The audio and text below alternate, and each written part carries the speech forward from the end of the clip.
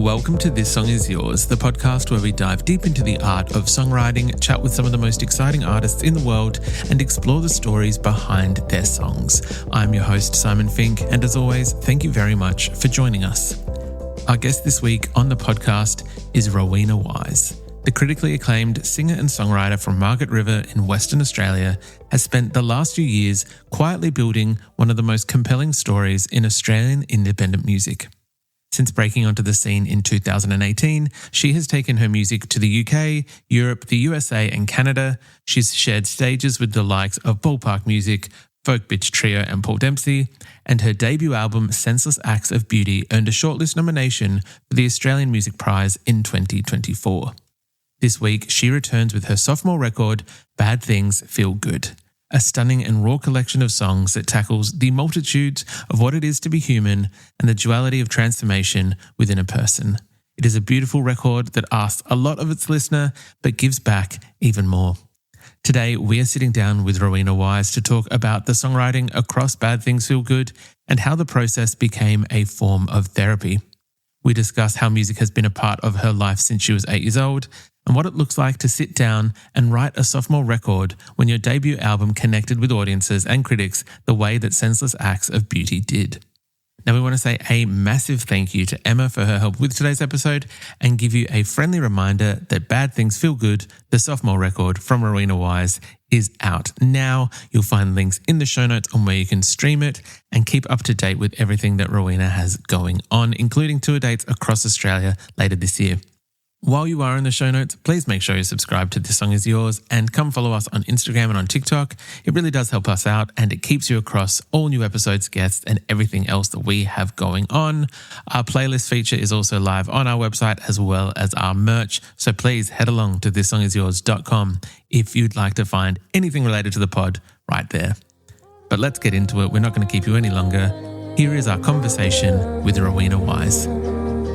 There's a rush in my heart when I wait for you in the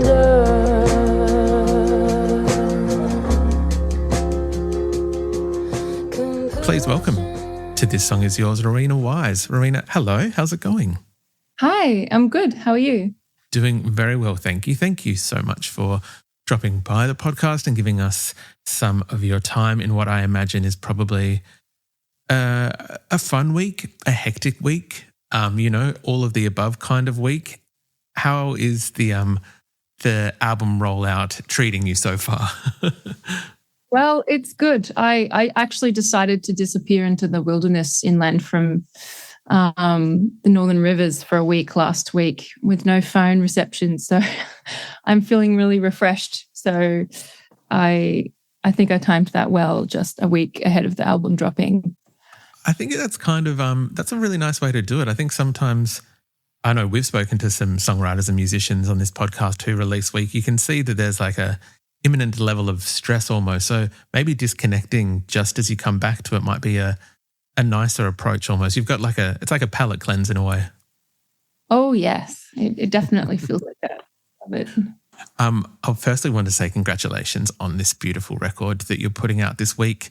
It comes out tomorrow and we'll make sure that there are links within today's podcast show notes for people to buy the record and, all those kind of fun things that people need to do in 2026 to support their favourite artists. But Bad Things Feel Good.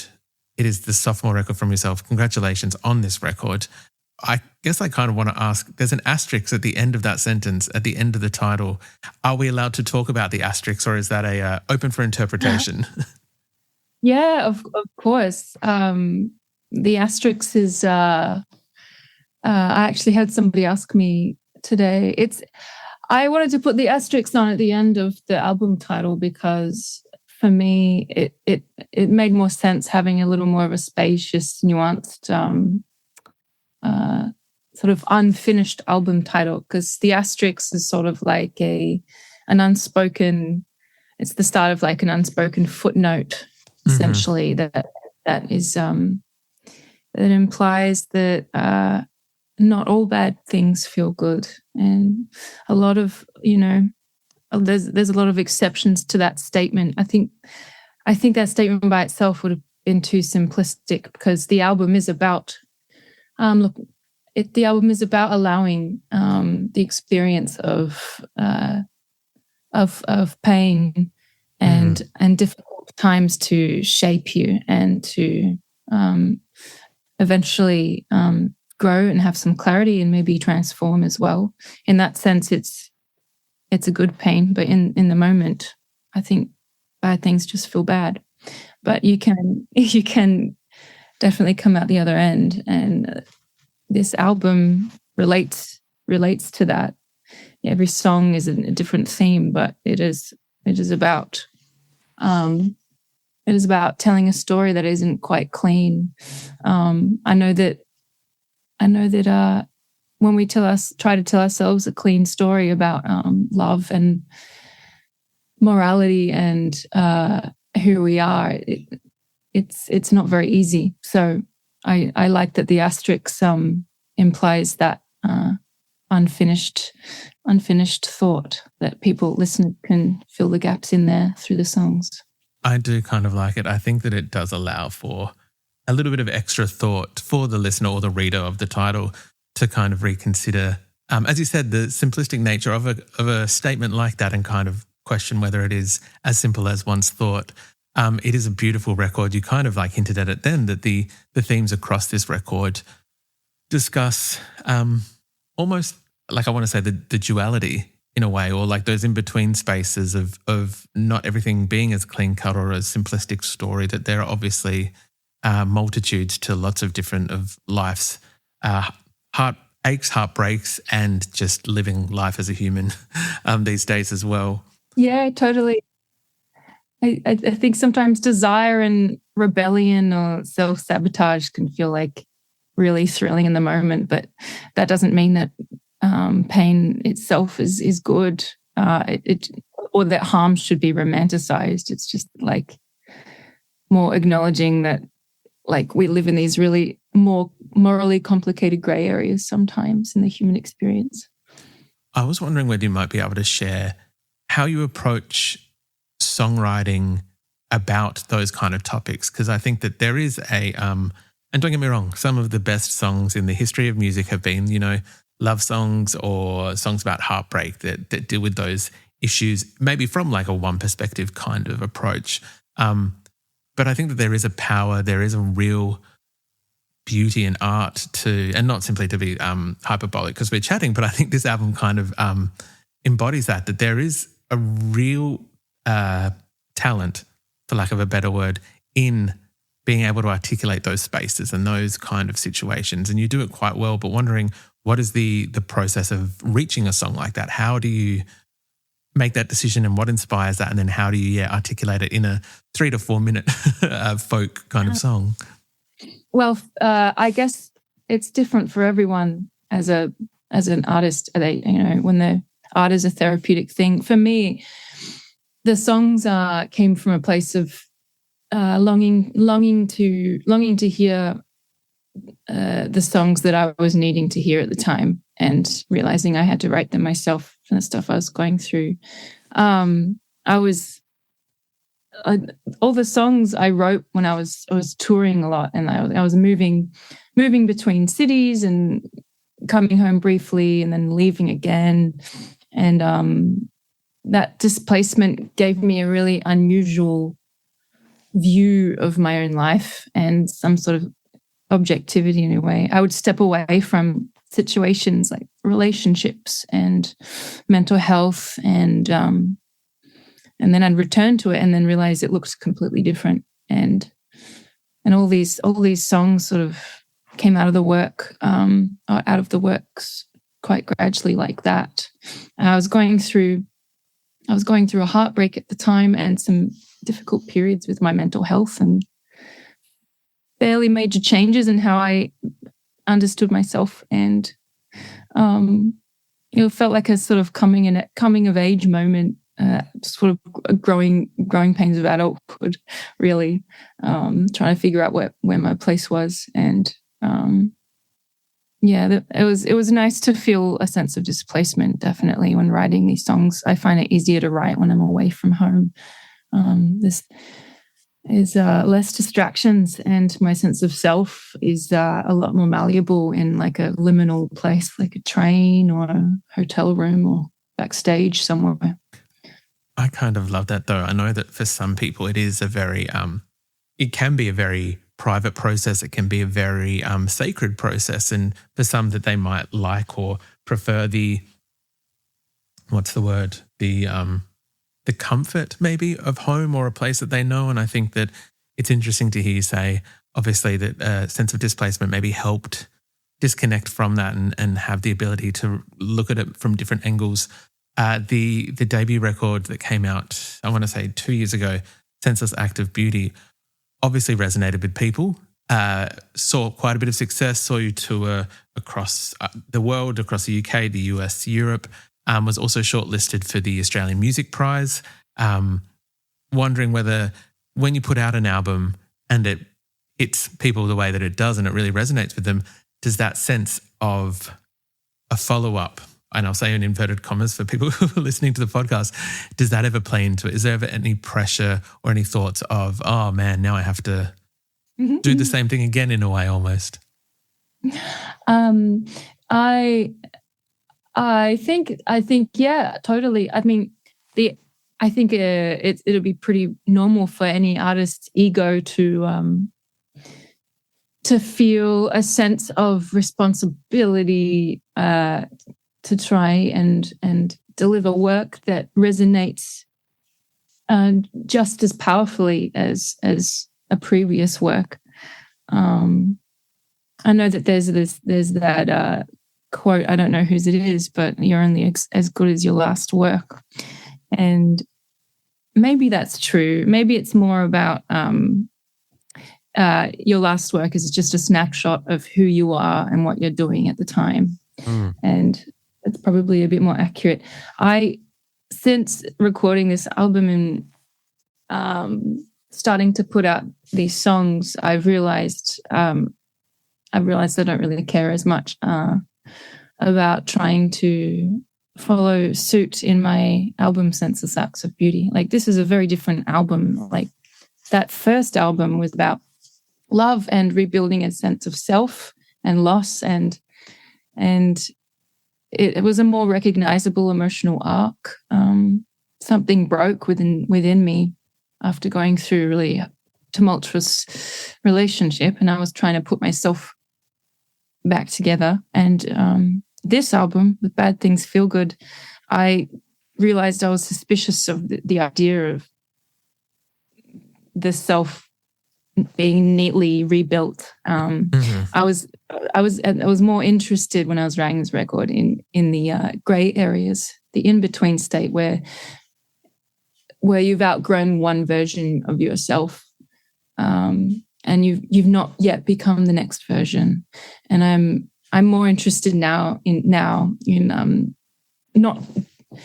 not dividing people into those who cause harm and those who are harmed. I mean, all these songs are about the multitudes of people, people that contain the songs about imperfect parents and partners that loved too much or not enough, friends in crisis, versions of myself that when I behaved carelessly. And there's accountability.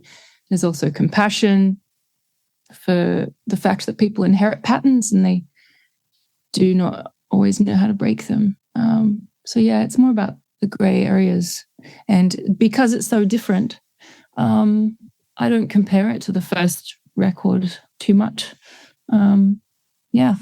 I think that's completely fair. As you said right at the top of that answer, that it's almost like a snapshot of time, that it would be weird if we almost got an identical record that sounded exactly the same or kind of dealt with the same topics, especially after the experience of that first record. Wondering whether you might indulge me slightly, and please feel free to decline if you would not like to. Wondering whether we might ask for some insights or maybe where one of the songs on the record was born from. I really loved The Anchor. It came a little bit further on in the record. It was a track that, pardon any pun or use of words from the chorus itself, but I found absolutely crushing that song. Listened to it and just kind of like, I'm going to probably dim the lights a little bit and just zone in on that song. I'm wondering whether you might share where that song was born from or what inspired it. I'm really glad you like that song. Thank you. It's nice to hear. That song was a very late addition to the album, actually. I recorded it like 5 months ago, and I felt that it needed to go on the album. I've been in a long-term relationship for 9 years, and there's so many beautiful things about that. And there's a flip side to it as well, which is that I think I have experienced for a long time losing myself in primary attachment figures and people that I am in relationships with, and that metaphor, the anchors, I guess it's very much about that weight, that gravity that such a long-term deep connection with someone, romantic one, can have. And it can feel like the anchor that anchors your ship, but it can drag you down if you're not careful to protect your own sense of autonomy and independence. And I was thinking of that at the time, to be honest. Like I think it's so much healthy to have a sense of self outside of a relationship, that you can bring new things to that relationship if you want to. It's so important to not rely on one person for everything, because one person can't do that for you. It's not fair to expect that of them. And yeah, this is a very personal song for me. And I guess that's what I have to say about it. Yeah. Totally fair. And I don't want to push or pry any further if it is obviously a song that is so personal to it, from a listener's perspective, sounds very personal. And as I said, using the word crushing, and I know that is a word in the chorus, so sorry for kind of repurposing that, but I appreciate you giving us the insights regardless. Wondering whether you might, as you probably picked up on, we are a songwriting podcast, talk us through your original attraction to making music and writing lyrics and making your own songs. Well, I grew up in a folk family band in WA, so in Margaret River, which is like 250k south of Perth. And we played our first show when I was 8 years old. It was at a blues festival. I was playing harmonica and egg shaker, and I have two older sisters. And in the family band days, Dad made all of our instruments, our guitars and our violins, and my mum taught us how to play them. And we used to travel around Australia every summer, and we did a tour of North America and Ireland as well. And just growing up in that context of seeing the power that music had on people from such a young age, it just was this great transcender of all demographic and geographic boundaries. And I just thought it was magic. It was sort of as close to spirituality as I could get, I guess. And I guess it became a compulsion going forward. I kind of knew I was always going to be a creator, a musician.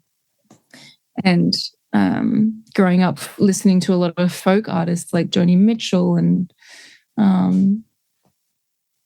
also Bonnie Raitt and Richard Thompson, I just had this strong respect for the folk sensibility of like really listening to the narrative that shines through in a lot of that writing, and I love it. It's kind of like it's a beautiful vignette in the form of a song. And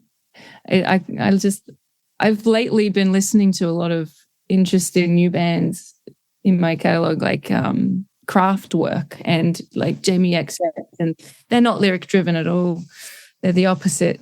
But I see the other side of music there, which is music that makes you move. As well as, with lyricism, the lyrics move you. So it's sort of nice to see that side of it as well. But I'm always going to be stubbornly interested in writing the lyrics.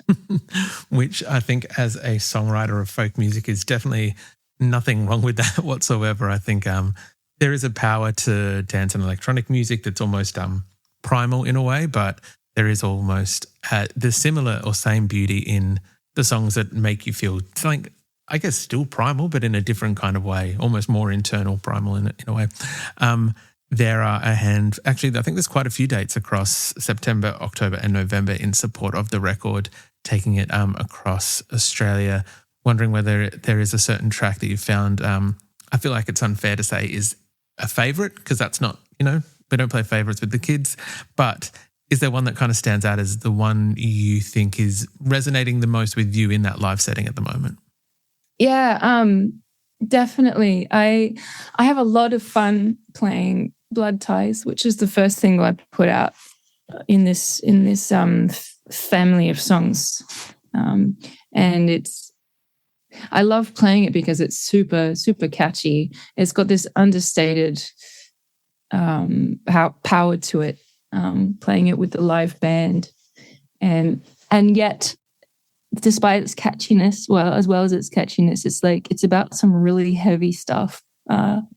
I wrote it after a close friend experienced a mental health crisis, and I watched his father struggle to respond emotionally, and it was clear that he loved his son, but he'd grown up in a time where strength and resilience meant silence, and vulnerability was treated as failure. He just didn't have the language or tools to sit beside the pain with him. And I had empathy for him, but I also had empathy for my friend going through it. So I just needed to write Blood Ties about that, about inherited silence and fear of vulnerability, and trying to bridge the gap between people that love each other but just can't connect. So I think people have been resonating with that song because it's not assigning one villain in the story. Like, his father's vulnerable as well. It's just about how pain and vulnerability travels through families when nobody feels like they're able to name it and to actually be conscious of it. And love can be very real and still feel distant. And it's only when it's expressed through providing or protecting that some people think that that's the valid way. But I think you just have to tear down the walls, and sometimes the bravest thing you can offer is admission that you're struggling as well. So, yeah. I imagine that there must be I don't want to say power. I don't feel like that's the right word. But it's a word we've both used a few times in today's conversation, is multitude. I imagine that when performing that song, there is a multitude of emotions and feelings that kind of wash over you, because you're putting a name to something in a way, you're addressing it, trying to give more power to that friend who's experienced it, but also I imagine, that there must be an incredible song to experience live from your and the band's behalf as well.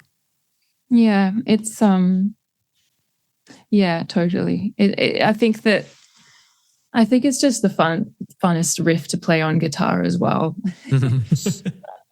I think it really gets people's toes tapping. I love the accessibility of the groove, and it just brings people closer and closer in the listening experience. And then it's like, bam, I might hit them with an intense line of, "You don't want to see your son swinging from the family tree." So it's a sneaky assassin vibe.